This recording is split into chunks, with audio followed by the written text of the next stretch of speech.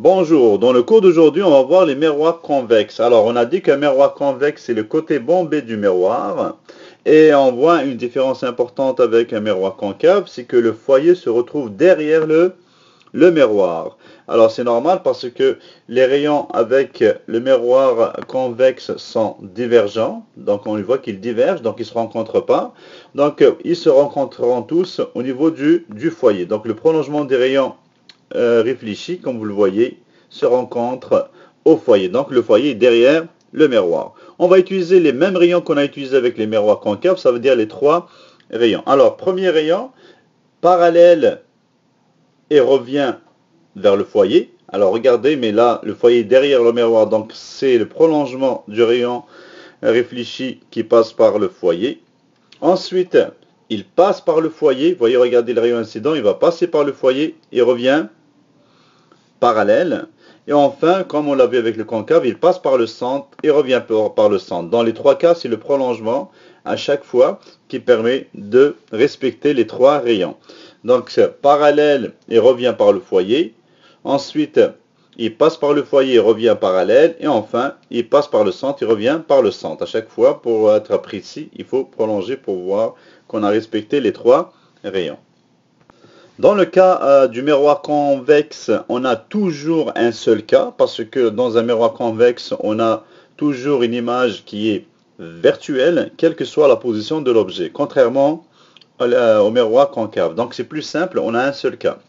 Alors ici, vous voyez bien que le foyer est derrière le miroir. On a bien sûr le centre de courbure qui est la distance et le double de celle de la distance du foyer. Donc on prend un exemple ici pour dessiner. On va prendre un crayon comme on l'a fait avec le miroir concave. Donc on va dessiner les trois rayons. Alors commençons. Alors ici on a un rayon parallèle qui revient.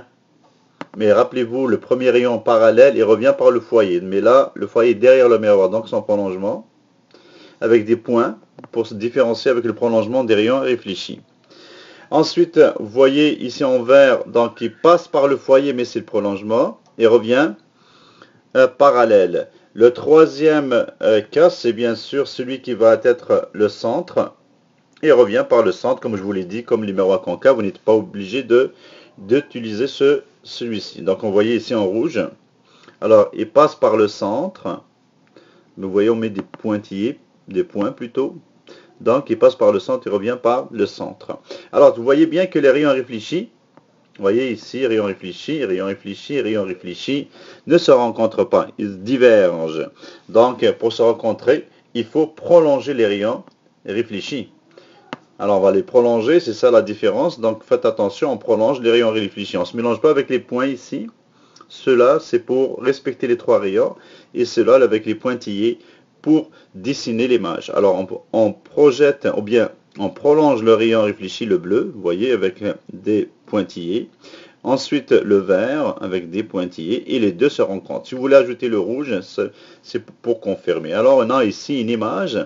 Ils se rencontrent ici. Donc, l'image est virtuelle, plus petite que l'objet, mais elle est à l'endroit. C'est pour ça que les miroirs convexes sont utilisés dans certains cas, parce qu'ils nous permettent de voir plusieurs choses en même temps. Donc il réduit l'espace et il agrandit l'espace pour mieux voir les objets plus petits. Pour les calculs, je ne vais pas trop m'attarder parce que exactement c'est la même chose que les miroirs concaves. La différence fondamentale entre eux, c'est que puisque la distance focale ou le foyer plutôt est derrière le miroir, donc la distance focale est négative.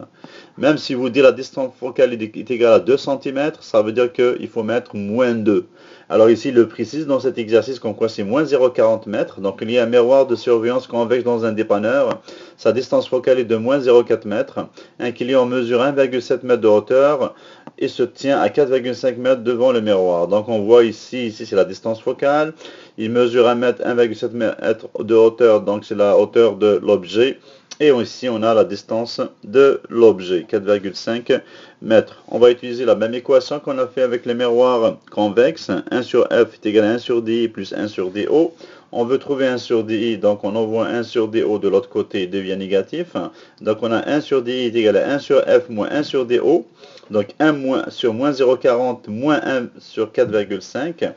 Donc on met le dénominateur commun, on multiplie lui par 4,5 et 4,5 par 0,40. On fait la même chose au-dessus, on aura le même dénominateur. Donc on fait bien sûr la soustraction.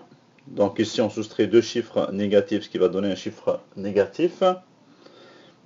Donc ici, moins 4,5 moins 0,4, ça donne moins 4,9. Et bien sûr, pour trouver DI, comme je l'ai dit dans les miroirs concaves, il faut inverser pour trouver DI. Donc 1 sur DI est égal à moins 4,9 sur 1,8. DI est égal à 1,8 sur moins 4,9, ce qui va me donner moins 0,367 mètres. Et ça, c'est négatif, c'est logique parce que tout simplement, l'image est toujours virtuelle. Donc ici, on a l'image est à moins 0,37 mètres, comme vous le voyez comme résultat du miroir. Comme je l'ai dit, elle est négative, donc l'image est virtuelle. Pour trouver HI, on va utiliser la deuxième équation comme on l'a fait avec les miroirs concaves. Donc ici, HI sur HO est égal à moins DI sur DO. Donc on veut trouver HI, je multiplie HO fois moins DI sur DO.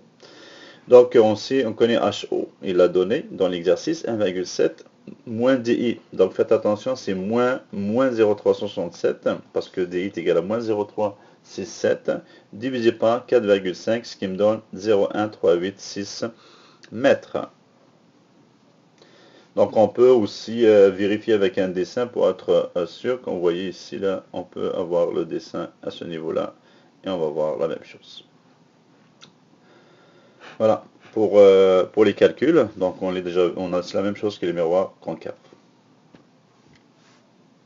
Voyons rapidement quelques applications des miroirs convexes. Certainement, vous avez vu dans un dépanneur ou un magasin ce genre de miroir. Donc, comme on l'a vu, la miroir convexe donne toujours une image virtuelle plus petite que l'objet, donc on a plus d'espace.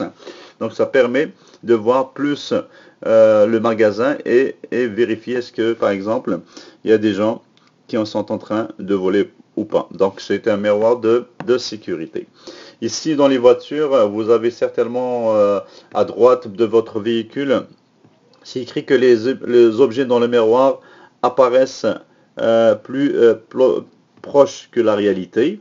Donc ici c'est un miroir surtout pour aider pour les angles morts, donc donner un espace plus grand pour permettre au conducteur de conduire de manière plus sécuritaire. Bien sûr, le miroir à gauche, c'est un miroir de la voiture, je parle. Donc, c'est un miroir qui est normal. Donc, c'est un miroir plan. Voilà, donc quelques applications. Il y a une autre application dont on va parler. Une autre application des miroirs convexes, c'est pas toujours dans le domaine de la sécurité. Par exemple, les douaniers utilisent un miroir convexe pour voir, comme vous voyez ici, est-ce qu'il y a des matières dangereuses ou interdites qui peuvent être introduites sous le camion, ou bien même des personnes qui veulent s'introduire dans le pays à partir des frontières. Donc ce miroir lui permet de voir le long du camion s'il y a des choses étrangères qui sont introduites à l'intérieur ou sous le camion.